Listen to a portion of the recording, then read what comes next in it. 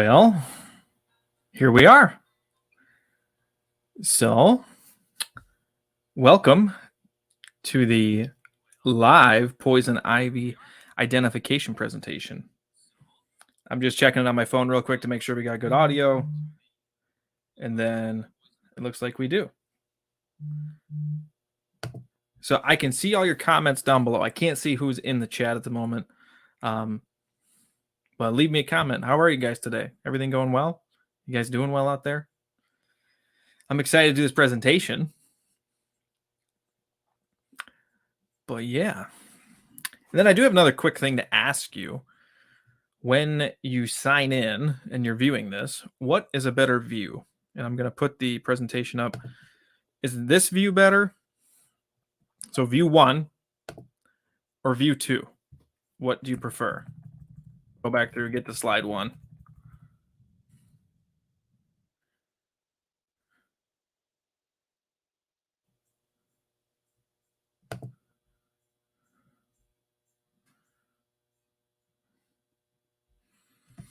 If you're out there, leave me a comment. Let me know. View 2? So this view right here, Rob? Looks like it's this view. Okay. Well then, I guess we should get started. So if you don't know who I am, my name is Austin Douglas, and I am the owner of Ditch the Itch, Poison Ivy, and Mosquito Control Services here in Goodrich, Michigan.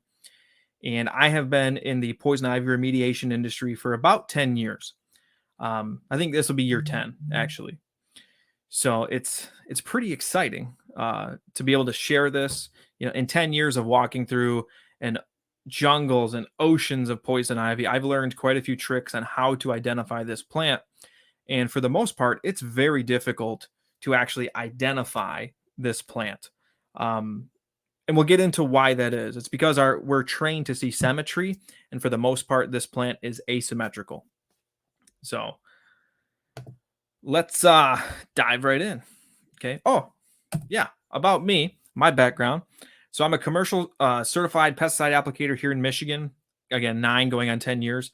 Been in the poison ivy remediation business for quite some time. I'm also an ISA certified arborist, a tree care industry plant healthcare technician. That's a lot to say. And then a tree care industry association tree care specialist. And I've learned a lot about trees, trees and shrubs in particular, because I used to work at the largest nursery in Southeast Michigan. And during my time there, I would actually pot around 40 to 50,000 shrubs every year and about 10 to 20,000 trees every year. It really depended on the year based on the inventory that we had from the previous year versus what we needed and what they felt like the demand was going to be. But I got to experience a lot with younger trees, and now I'm starting to use my knowledge base of what I learned there and start to apply it to larger trees. So yeah, let's go to the next one. So right now, this is the current state of poison ivy. It's not much. It's a bunch of sticks in the ground poking out. Okay, I took this picture this morning, and as you can see, there's no leaves. It's very difficult to identify poison ivy at this stage. And even right now, these stems could still give you poison ivy.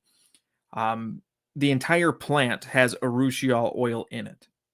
And so right now, an easy way to kind of identify this from a distance is if you see a bunch of sticks coming out of the ground and they're all relatively at the same level, more than likely it's a ground cover. And then we'll get into the details of how you can spot it's poison ivy. But if you know there's a ground cover, okay, your alarm system should be going off in your head saying, okay, this might be poison ivy, right? So we'll go on to the next one. This slide right here is an up close picture. And what we can see on these stems is you'll see the nodes. And if you look really closely, they're alternating. So what does that mean? We have a node or a bud on one side, the stem grows up, and then we have a node or a bud on the other side. And so it'll alternate all across. There's only, I think, like 4 real varieties of trees that are not alternating. Those are maples, ashes, dogwoods, and horse chestnuts. Most everything else is alternating.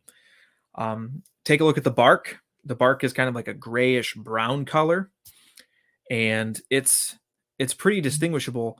When you get into this point, you'd want to be looking for that alternating pattern, and then you want to be looking at the root system so you can see if there's any really wispy, fibrous roots.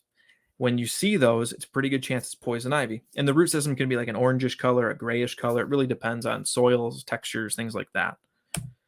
But this was a large poison ivy vine that I saw the other day. We were actually having dinner at a friend's house just down the road. We just had dinner with him tonight. And this is right across the street from his house. This is not a client of mine. I have not taken care of this tree, but you can see this thing is pretty gnarly. So what's the dead giveaway that it's poison ivy? Well, if we look at the tree and we look at these vines, look at the more zoomed in photo, you'll see the vine climbing up, but then what you really want to pay attention to is that the branches are coming out and they're extending. Okay, and if we look at the more zoomed out picture, you'll see that it has like this pyramidal branching structure going all the way up the tree. So that is indicative of poison ivy. It's one of the few vines out there that will actually branch out. And it makes sense because of its Latin name. Its Latin name is Toxicodendron radicans. And toxicodendron literally means a toxic tree. And we're going to see this exact same vine in full foliage in summer later on in the presentation. But you'll see what I mean when it looks like a tree. It's utilizing the Scott pine to grow up it, and then it's branching out so it can seed down below it.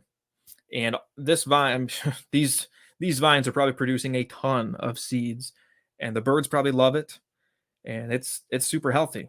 You know, I'm surprised I haven't gotten a call from this client, to be honest.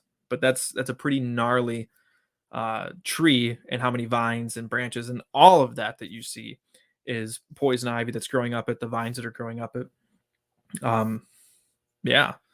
So if you ever see this right now would be a good time to visualize this. If you see vines climbing up a tree and they're branching out, it's a very good indicator that it's poison ivy.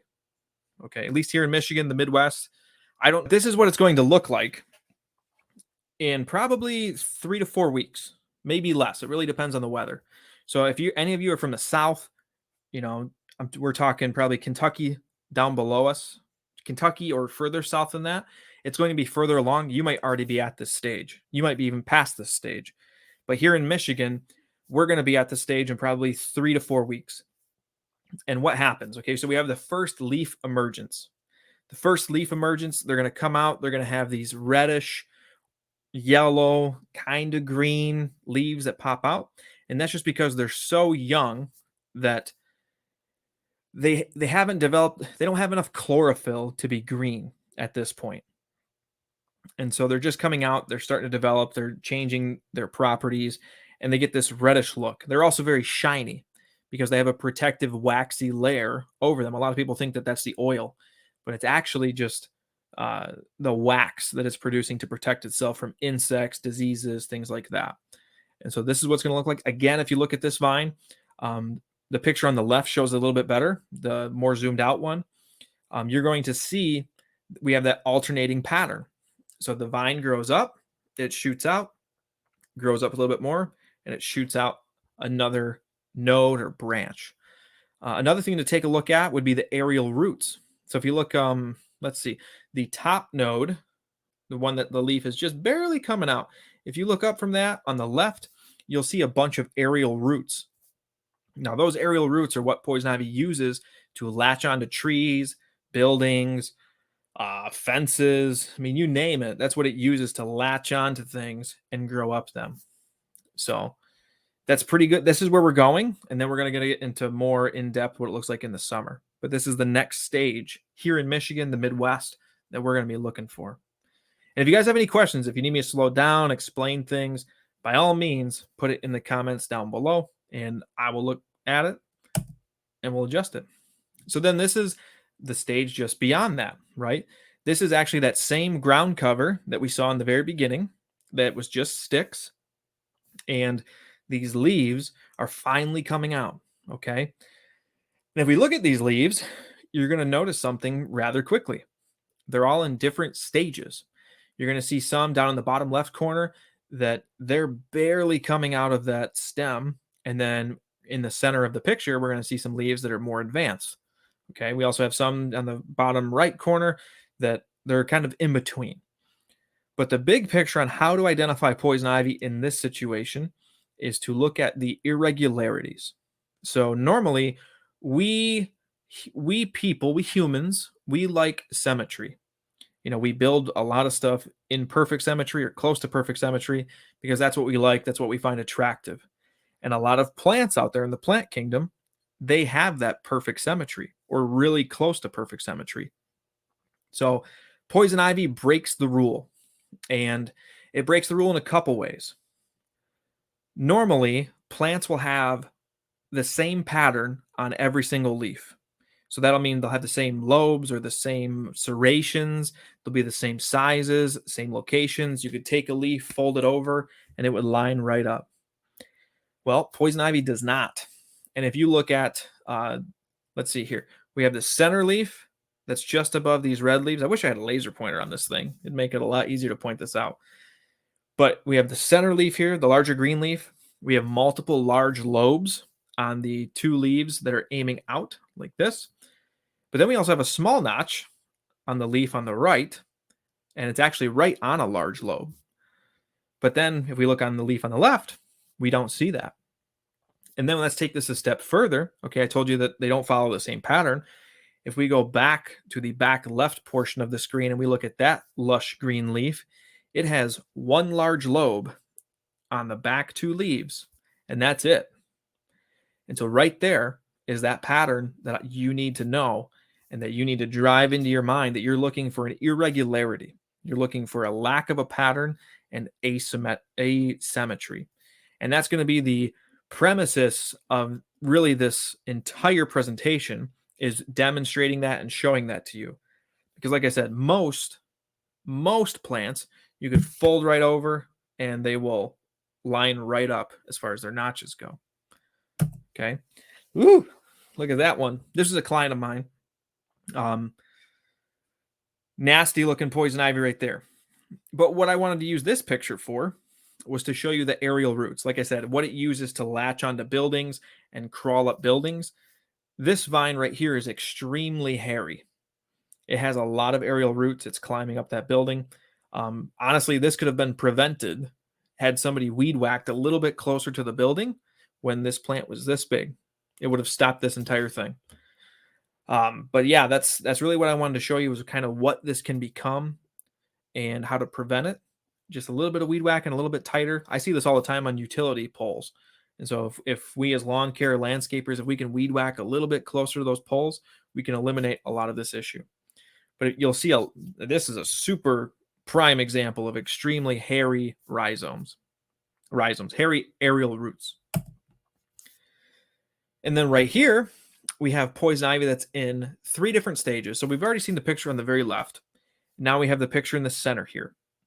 The picture in the center and the picture on the right. What do you notice that's different? Okay. You're going to notice that the one on the right, the very far right, the one that's got a little bit of yellow in it, that one has a lot of rounded leaves. They don't have a lot of lobes. Compared to the one on the very left, the younger leaf, you'll notice that has a lot of lobes. Okay. So right there, again, it does not follow the same pattern. Every single set of 3 leaflets will look different. And then we look at the one in the center. Well, that one looks different than both the 2 on each side, right? It has a different amount of leaflets, different amount of lobes. And another thing I wanted to just show is that look at the difference in color. Okay, so we have early season where we have this kind of a pale green, reddish color, a little bit of orange, maybe a little bit of yellow, to this lush lime green. And then we have this dark green with some yellows and some ambers. It can look in all sorts of different colors. For the most part, in the growing season, it's going to be dark green to lime green. But it will be that reddish color in the beginning of the year. And then also when it autumns, it turns reds, yellows, oranges, things like that. But that's kind of what this whole slide was for, was just to show you the difference in what they can look, the difference in the lobes, the difference in the asymmetry, and the fact that they're not following a pattern. And then this picture, this is all lush, dark green poison ivy. This was in Clarkston, Michigan, actually. I'm going to get a drink of some coffee before we continue. But this was in Clarkston, Michigan. And if you really study this picture, you'll see that almost every single set of 3 leaves has different amount of lobes, different size lobes, different amount of notches. Every single one of them looks different. And that's, again, that's the key point, right? So, and then actually, if you look in this, if you follow the mailbox on the right side all the way back a little bit to the right, you're going to see a lime green leaf sticking out there. My best guess is that's probably new growth that's coming off of one of these plants, and it just hasn't filled out and gotten enough chlorophyll. This was in a really shaded area, and that's why I think it was in such a dark green state. Was just because it doesn't need to use as much chlorophyll, and so it can be lush dark green. Whereas if you get into a full sun situation, it could be more lime green or yellow. But then here we go again. The premise of this is just to help you learn to identify poison ivy. Every single one of these pictures I've taken, and they all look different. So we look at the picture on the right, we have these more rounded leaves that are kind of cupping down. The lobes and the notches, they don't really line up, right? If we look at this, there's a lime green leaf just above my logo. And if we look, there's 2 notches, but they're offset like this. And so if you were to fold it over on each other, they would not line up.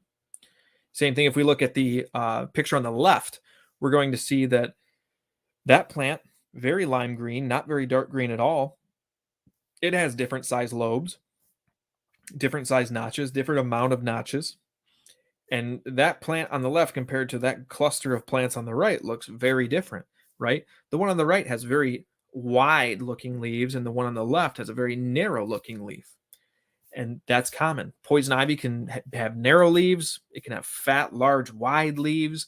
They can resemble oak leaves. I mean, they can really do a lot of stuff. It's amazing how different this plant can look. So let's carry on. Oh, and by the way, on the bottom of that picture on the left, there's actually some Virginia creeper there. And so that's a 5-leaf plant, and it's just hanging out there. They grow in the same spots. So again, here we have 2 pictures. These plants are growing on the exact same tree, and they look completely different. The main center leaf in the left-hand picture is more rounded, very few lobes, very few notches. And then the center leaf on the picture on the right, that has deep lobes, deep notches, and it almost resembles an oak leaf, like a white oak, where it has those big round lobes that are in the leaf. And so again, you're not looking for the same leaf every time. You're looking for the irregularity, the asymmetry, and the lack of a pattern. And then again, the picture on the right shows it a little bit better than the one on the left, but that shows the alternating pattern as well as the aerial roots growing up on that, and it's latching onto the tree. And if we look at that vine, there's a lot less aerial roots than what was on the picture that was growing up the house, right? My thought with that is that the plant produces more aerial roots when it really needs them to latch onto something. Like that was a wooden board house, and so there really wasn't much to latch onto.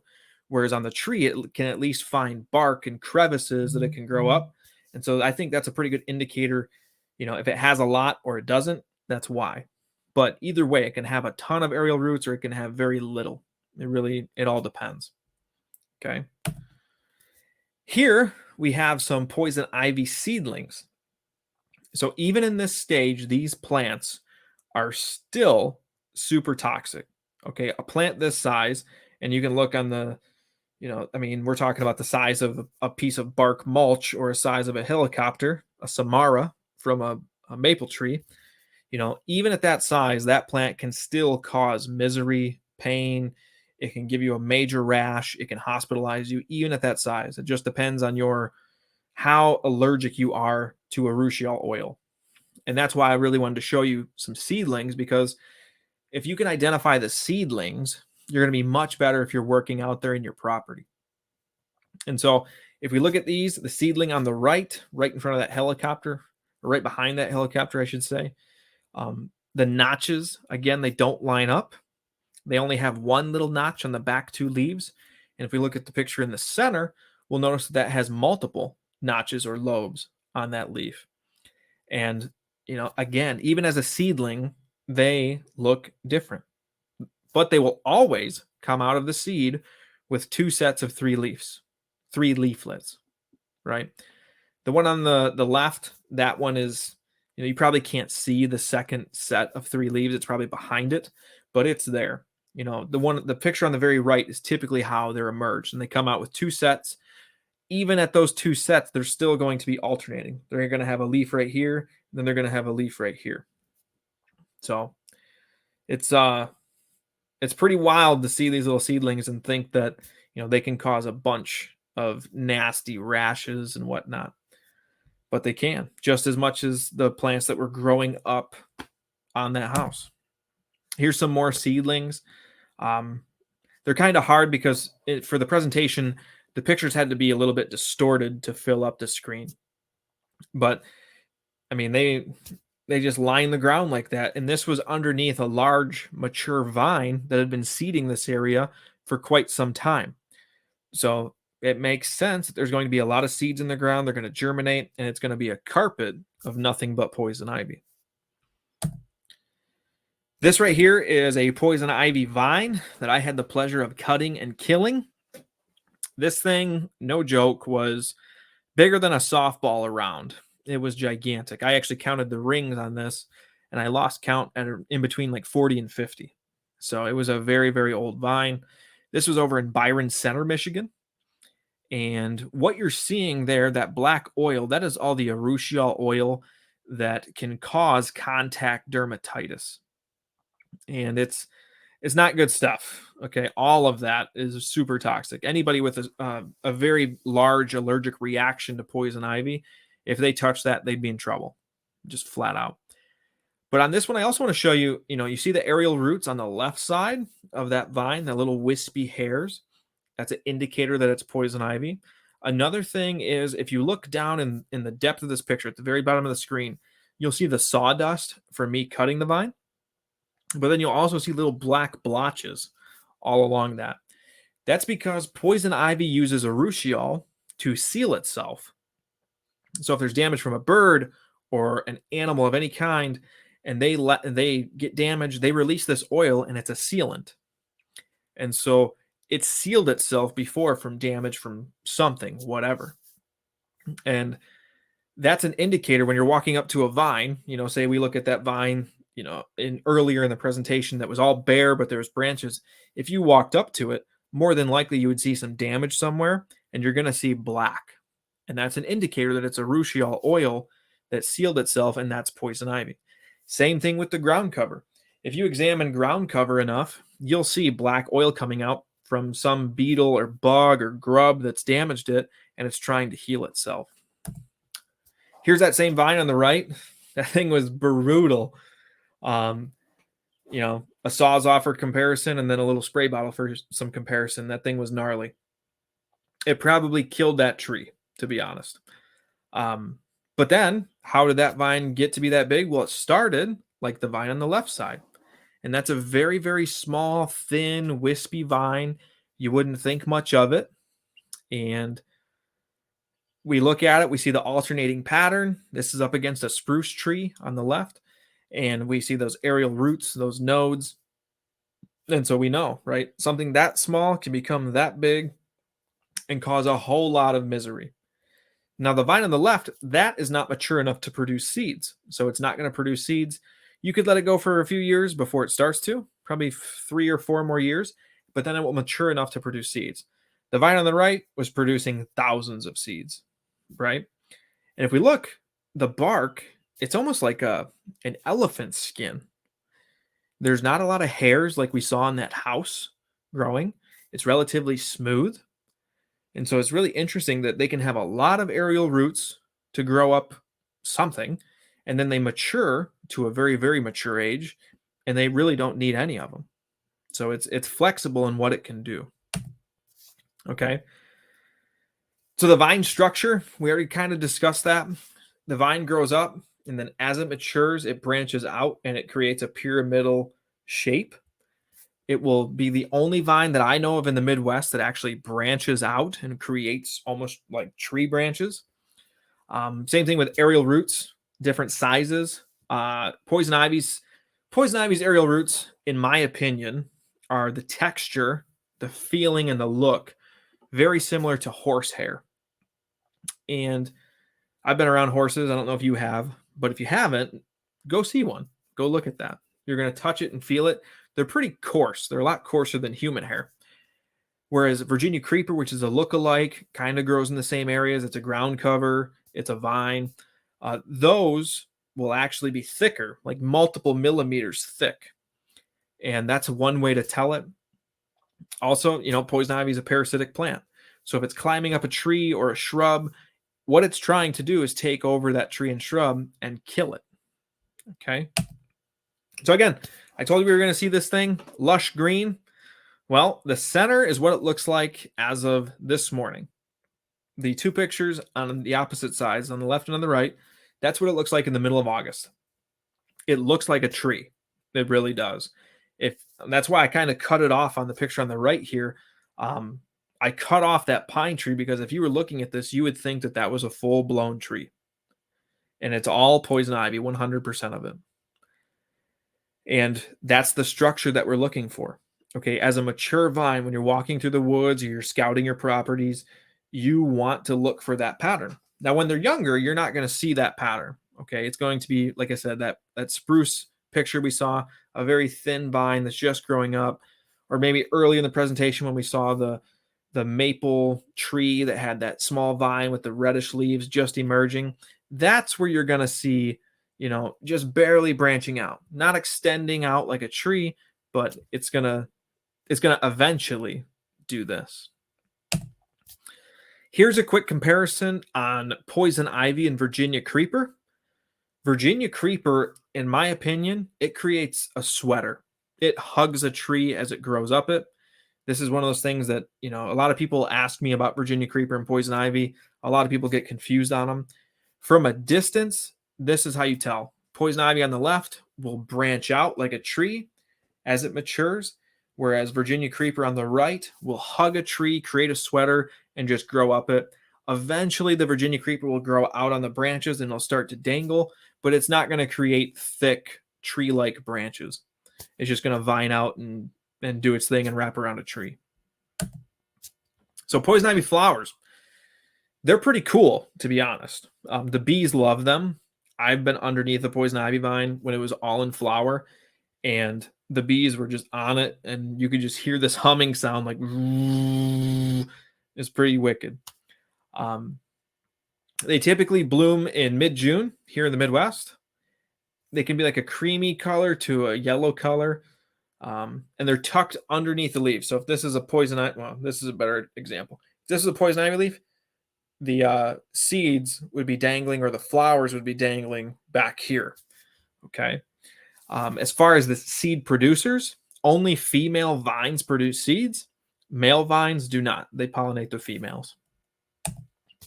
And those are the wonderful poison ivy flowers that produce so many seeds.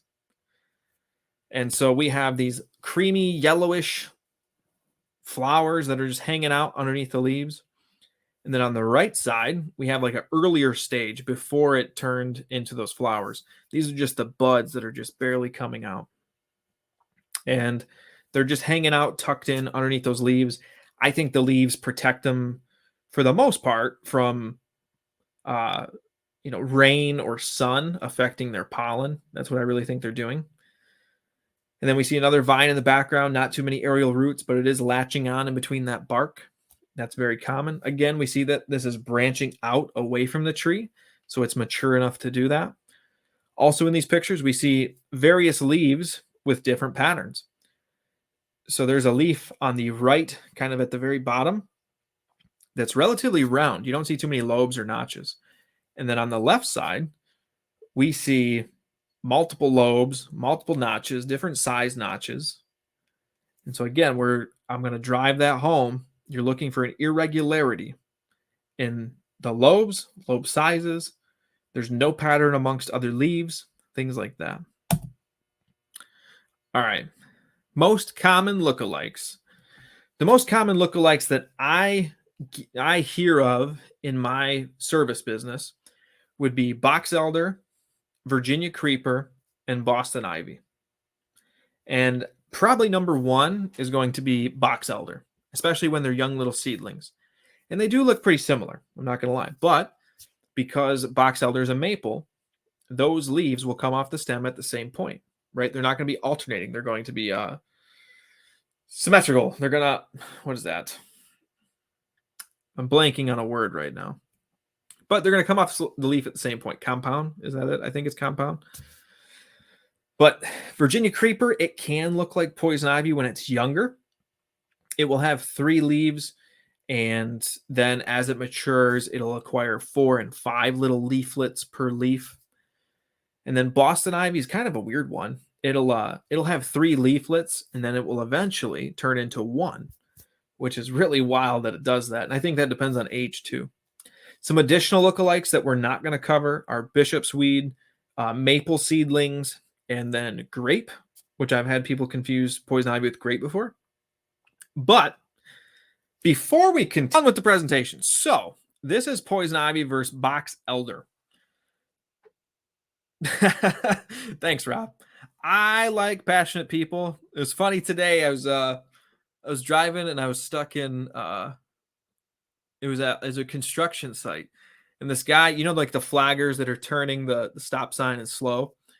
He was just dancing, having a great old time. It's like, man, that guy is loving life today. And so it just made me, you got to love life, right? Even if you're a nerd about poison ivy like me. So on the left here, we have poison ivy. Brutal job. This was down in Troy, and that was not fun. Not fun at all. But just imagine being the utility guy, going to that utility box and having to do work there, replace a cable, replace anything. I mean, the guy's going to get lit up if he's at all allergic to poison ivy. Just absolutely lit up. So how do we tell that it's poison ivy versus box elder? Well, if we look at the box elder on the right here, you're going to see that it has a stem that's going up, and then we have leaves coming out. Okay.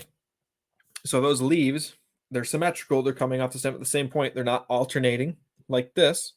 They're like this. On top of that, this box elder in particular is a little bit more mature, and it has 5 leaflets coming off of it. When they're younger, they have 3, and we're going to get to a picture in the next slide, I believe, that'll show that. So the stem on box elder is green. It's like a whitish filament, and if you take your finger and you brush it, it'll be really shiny green down below. And that's how you know immediately that's box elder. You have leaves coming off the same point, multiple leaflets. Box elder is going to have the same pattern to where their notches could fold over and land right on one another.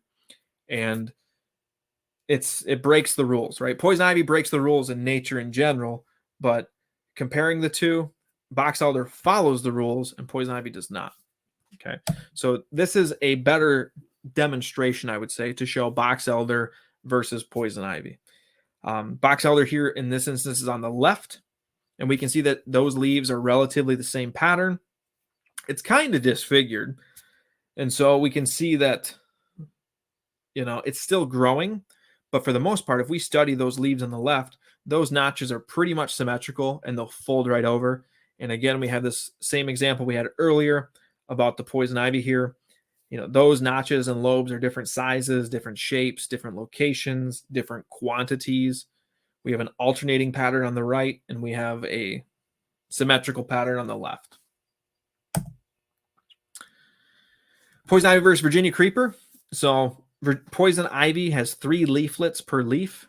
In case you didn't know that, when you have multiple leaves per one leaf, they're called leaflets. And so poison ivy has 3 leaflets per leaf. Most people know the saying, leaves of 3, let it be. Well, it's actually 3 leaflets, but, we're simple people. So we say leaves. But 3 leaflets, asymmetrical. They don't follow the same pattern, which in and of itself is a pattern. It's just you have to associate that that's a pattern. Woody stem, aerial roots, horsehair texture. It can be a ground cover. It can be a vine. Google Slides, when it what was it? When it reformatted, my slide actually dropped all of the Virginia Creeper stuff, so I apologize. But Virginia Creeper is also alternating. It's also a woody stem. It's a ground cover. It's a vine. The main difference is that it's going to have symmetrical leaves, and it's going to have 3 to 5 leaflets. And those leaflets, when you fold them over, those notches will line up. Another thing is that Virginia Creeper, for the most part, has more of a serrated look to it. It'll have smooth leaves, and then it'll start to serrate right up towards the tip, where Poison Ivy doesn't follow that pattern at all. All right, here's some Virginia Creeper. So just to give you a quick comparison on the difference, we can see that the Virginia Creeper on the left, you can see kind of like those little tendrils that are coming out. They're kind of a curlicue. They're pretty thick. That is a major difference in comparison to the horsehair-like aerial roots that Poison Ivy has. And again, on that picture, we see that it's alternating. So those are really big key indicators to tell the difference, right? The aerial roots will tell you the difference. The leaflet number will tell you the difference. The vine texture and feel will tell you the difference, but that's something that I think would take some time to actually feel it out. The picture on the right, I wanted to show this one because it shows the 5 leaflets, and then it shows the vine, and then we can see that there's 3 leaflets and 5 and 3. And so it's doing this weird thing where those leaves, they haven't matured enough yet to turn into 5. So I've had a lot of clients call me specifically about looking at leaves like this, and we just trace the vine back, and it's Virginia Creeper.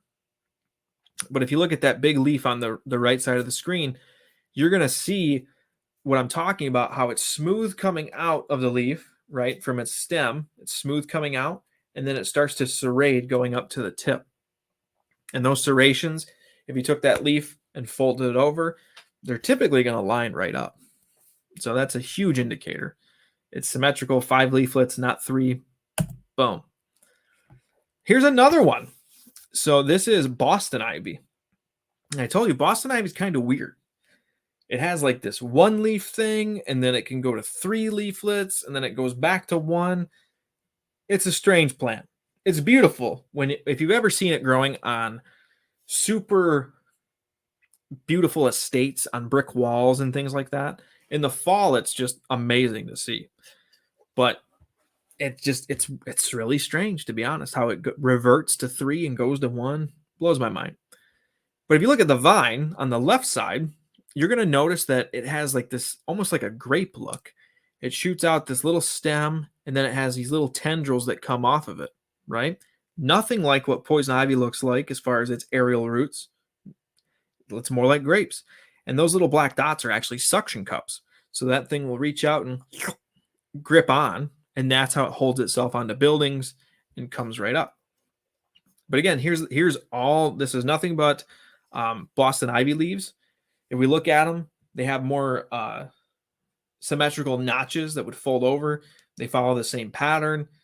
Nothing like what Poison Ivy does. So very, very different. Does anyone have any questions? I've been just going and going and going. We're 43 minutes into this already. Any questions? Anything you want me to touch base on more? Anything at all? Because we're pretty much at the end. So